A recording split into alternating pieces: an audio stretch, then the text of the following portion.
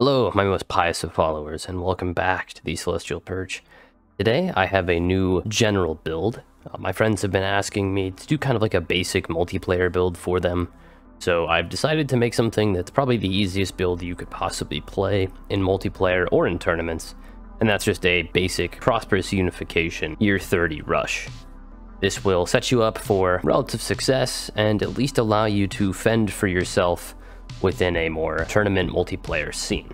I'm going to have a similar structure to my basic and general builds. We'll be doing similar-ish check-ins. The only difference is that they'll be a little bit more catered towards the multiplayer scene. So they might be slightly different than before, but we will still be briefly touching on the build, going over the game details, the Year 0 start, what to look out for, and then we'll do a few check-ins and finish up the build. But we can go ahead and check out this Prosperous Unification start. Now, going over the build itself, I'm going to keep this to a much shorter explanation than usual, as if you're going to be playing within a multiplayer scene, I would expect the players that are going to be using this build to have a little bit more of an understanding of the game and understand why most of these are taken. So I'm not going to dive too much into it. Beyond, we are taking, of course, Oligarchic, Masterful Crafters for extra consumer goods, Technocracy to help us pull specific technologies, Materialist, Militarist, and Authoritarian. The only major change here being Authoritarian. You will more commonly see Xenophobe, which the main benefit there is we get 10% extra pop growth speed. I prefer Authoritarian, as it gives you 5% work or pop resource output, and an edict that will increase your stability across all planets by 5, which will equate to 3% extra resources from all jobs. So that's 8% for your worker pops and 3% for everything else, which at the start of the game will just equal a slightly stronger economy.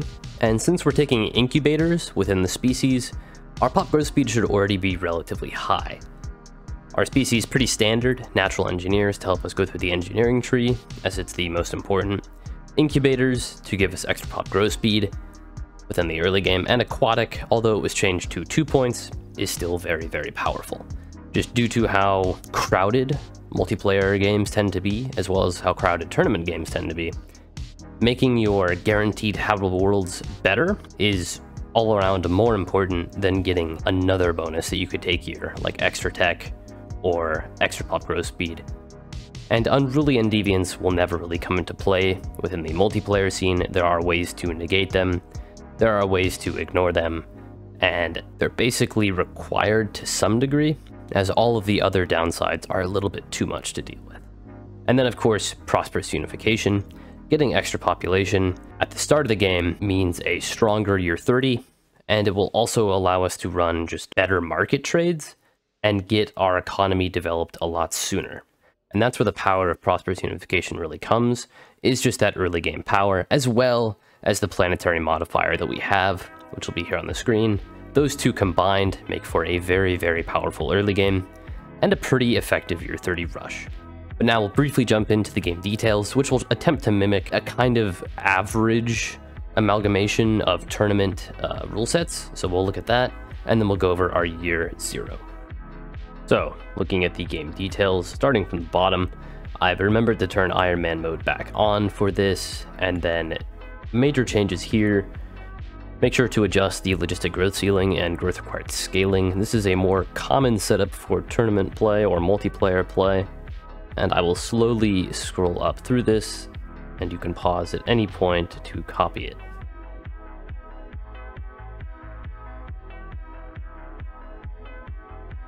Now we can jump into the Year 0 and see how the build will play.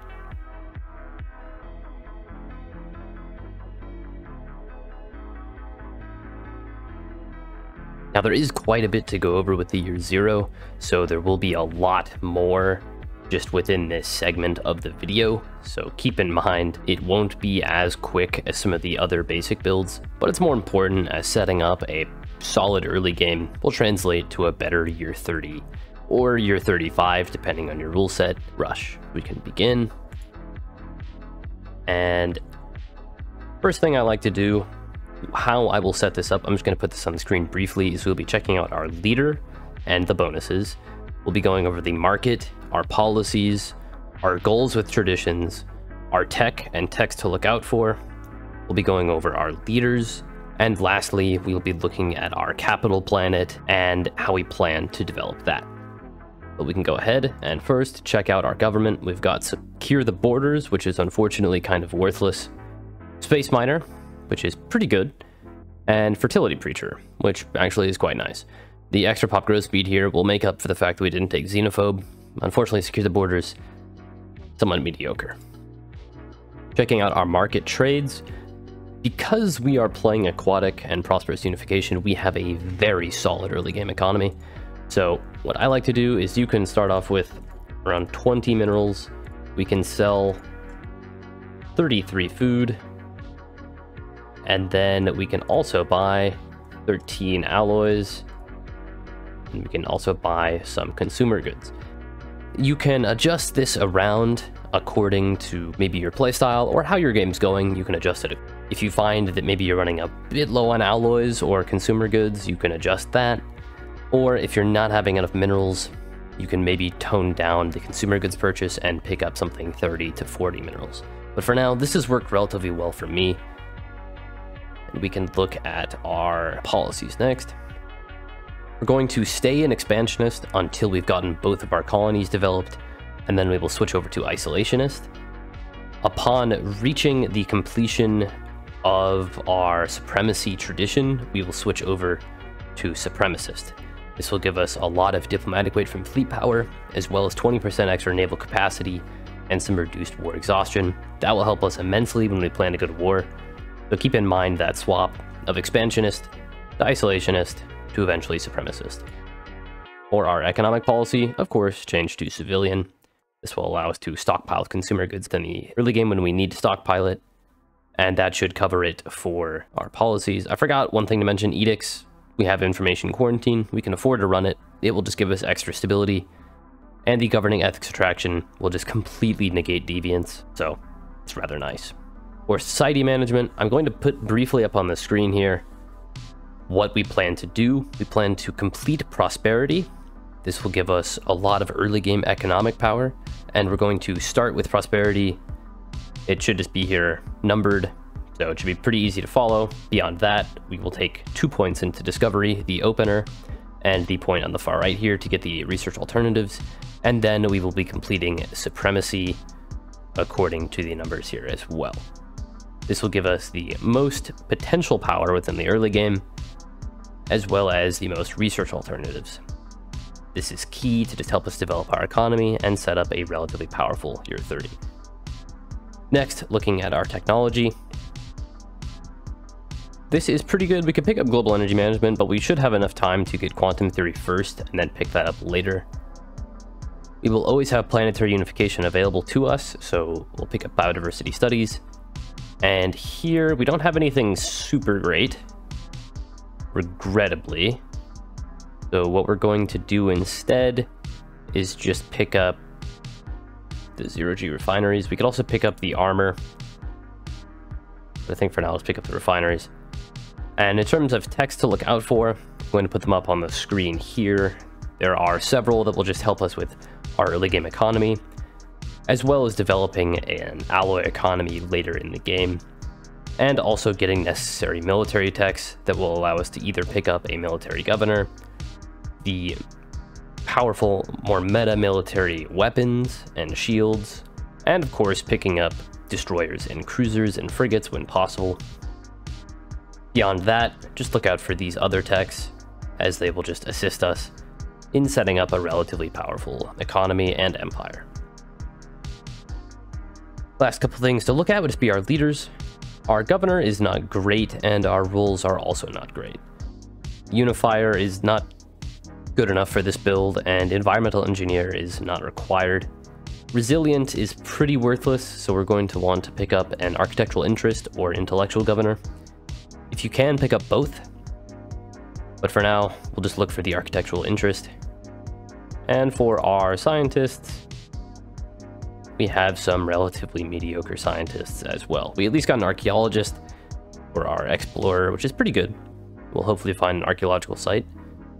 But we will look for the leader traits up here on the screen. These will be important. But beyond that, we can check out our capital world. This is also important. The current standard builds, from what I've seen, will start with the monument. This will give us a little bit of extra unity, and then we will pick up 2 research labs in the empty slots.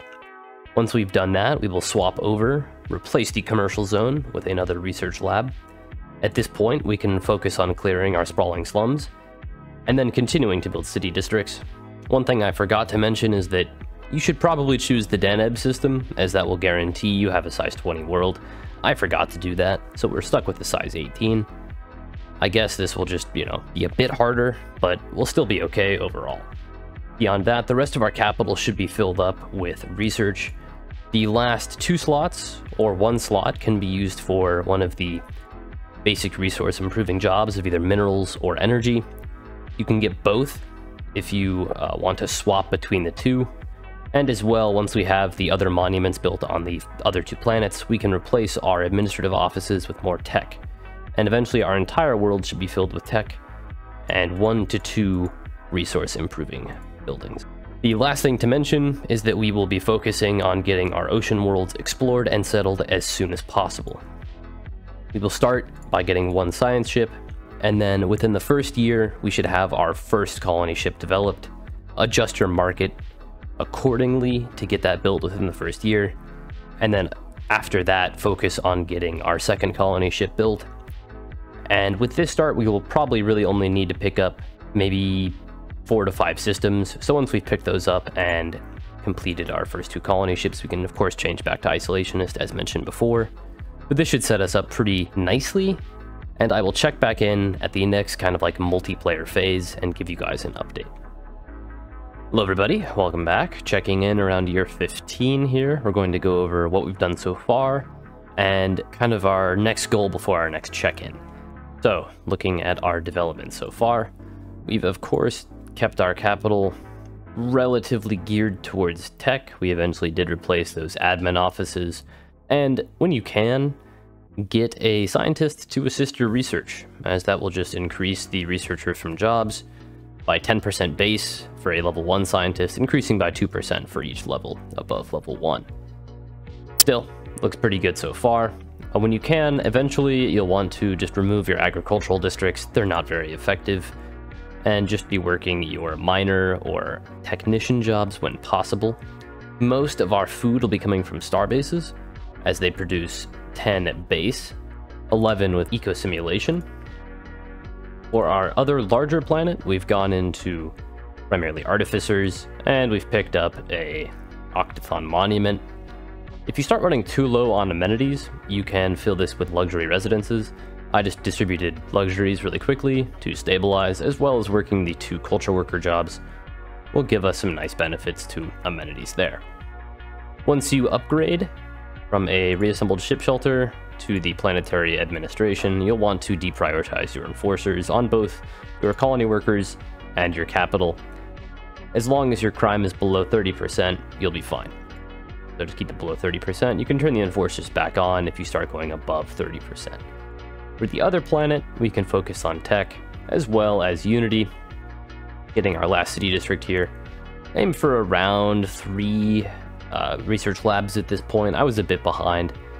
We got the cultist event, so I had to deal with that.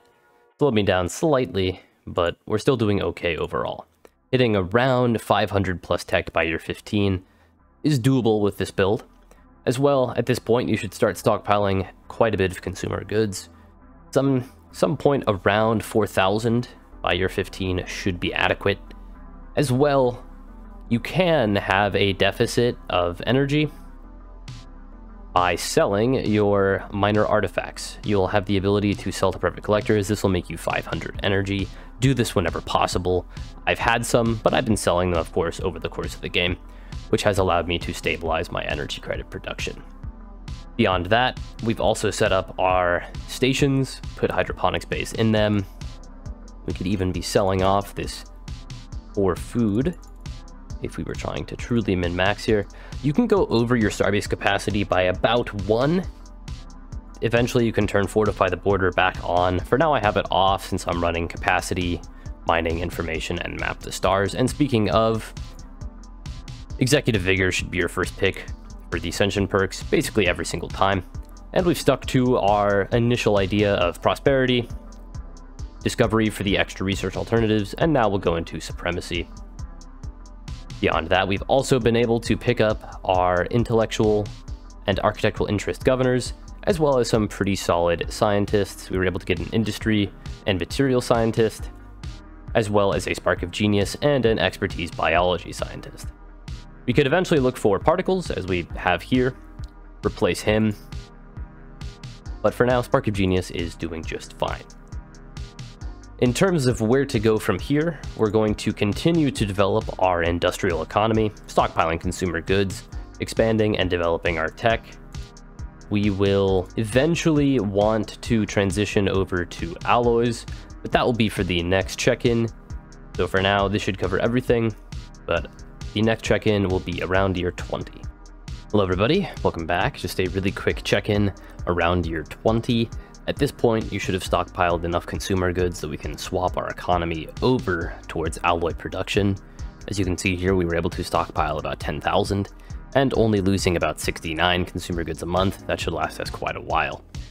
In addition, on our Forge world, we're going to want to have our alloy foundries, of course, have swapped over entirely towards the alloy producing jobs, as well as getting our alloy mega forges online. This will increase our base alloy production and just overall increase the amount of alloys we're producing. Right now, only about 90, but once we get the alloy mega forges up and running, that should increase it above 100 and allow us to, by year 25, have a high enough surplus of alloys that we could build a relatively large fleet and contest our neighbors. Beyond this, we will just continue to develop our tech, as well as our strategic resources like exotic gases and rare crystals. I'll check back in around year 25, briefly go over what our plans are after that, and then the last check-in around year 30. Hello everybody, checking back in around year 25 to 26. This is when you're probably going to want to start actually building ships so that you're able to have a fighting force by around year 30. This can obviously be adjusted depending on when you're actually able to go to full-fledged war for tributaries, colonized systems, and such. But for now, we're just going to focus around year 30. So right about now, we can start developing ships. I've set up just a couple of ships here. We have our missile cruiser, and then we also have our carrier missile cruiser. And then to support the carrier cruisers, thrown in a few picket destroyers. We were able to set up, we have our 4 old corvettes from fighting off the cultists, and then we threw in the missile cruisers for this one, and then put up a new fleet as well of 7 Harrier cruisers, which are the carrier class, and just the picket destroyers to protect them. This will cost us about 7,807 for a total of 9,064. So we should be able to hit that within about a year. So by the time year 30 happens, we will have a pretty sizable force, and remember, we can continue to build up until that, getting about 6 shipyards to be able to produce this effectively. As well, we happen to roll into the Caretaker Governor, which has the AI-aided design. I was also able to find a retired fleet officer, but this guy is better. He comes with intellectual and just the ship cost reduction, as well as ship build speed. Of course, you want Master Shipwrights, reduces the ship cost again by 20%, and ship build speed. And I messed up and was not able to get the ship build speed and ship build cost reduction leader. But if you can get that, then you could even get more ships, which would help you just have a more powerful fleet by year 30. But at this point, we can start filling up those fleets with the ships. And while you're setting that up, you can always just shift queue them down. So for example, with the shipyard, the ships will be being built, and there will be a queue here.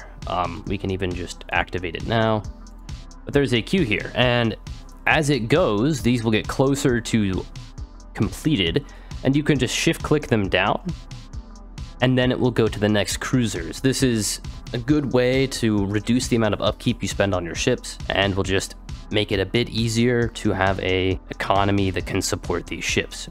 As well, you can replace these hydroponics bays with crew quarters to reduce the docked ship upkeep.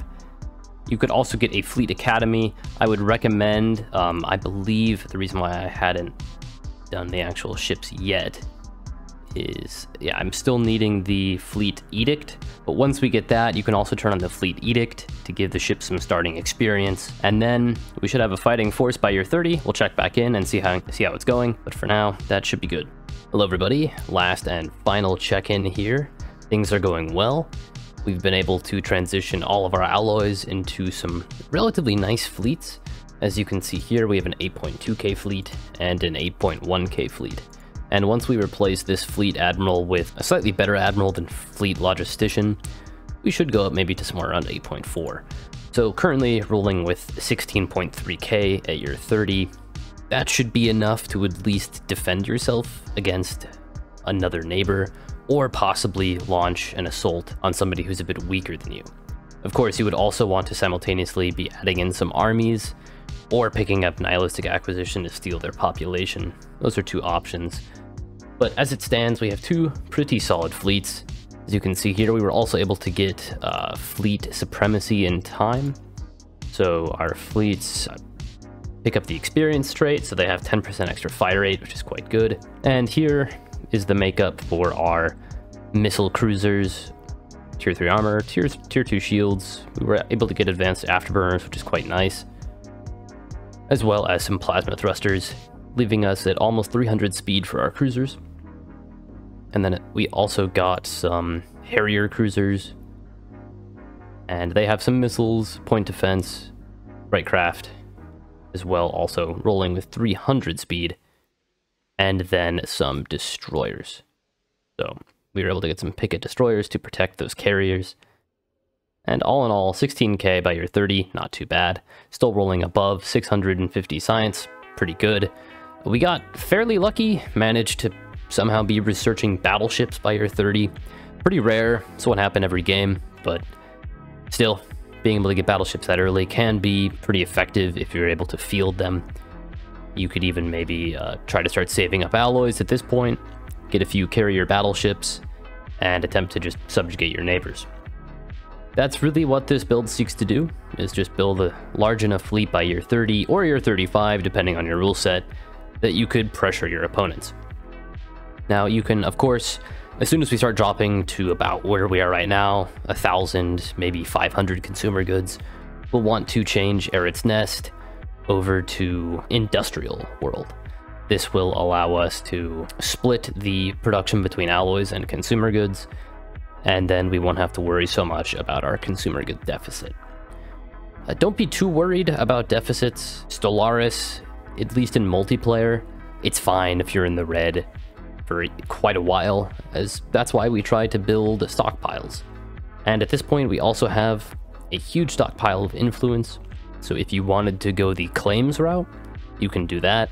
If you wanted to go the subjugation route, we have the fleets for that, as well as the stealing pops route. We don't really have the planets to put them on at this point. Our economy sort of lacking in minerals, but we can eventually correct that by taking over some other planets and specializing them as mineral production. As well, we did find a relic world. I didn't colonize it, and we also found another ocean world over here. I didn't colonize them just because I didn't want it to be too different from like what you might expect to see in a multiplayer game. You have to remember, we're not playing with AI, so there's not going to be any contested space. So I just stuck with our base 2 habitable worlds and built off that. But this is the overall build. There's of course some more min-maxing and fine-tuning you could do, but 16k by year 30 paired with 650 plus tech and some pretty good production overall should put you in a good enough space that you could be a galactic contender. But thank you for watching and have a blessed day.